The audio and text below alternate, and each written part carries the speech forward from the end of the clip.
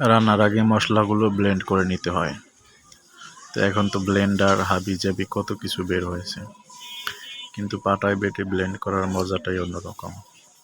এটা হচ্ছে আদি যুগের ব্লেন্ডার। তোমরা যারা ব্লেন্ড করতে পারো না, এখান থেকে দেখে শিখে নাও। তাও যদি না পারো, আমার সাথে কন্ট্যাক্ট করো, আমি হাতে কলমে তোমাদেরকে শিখিয়ে দেবো।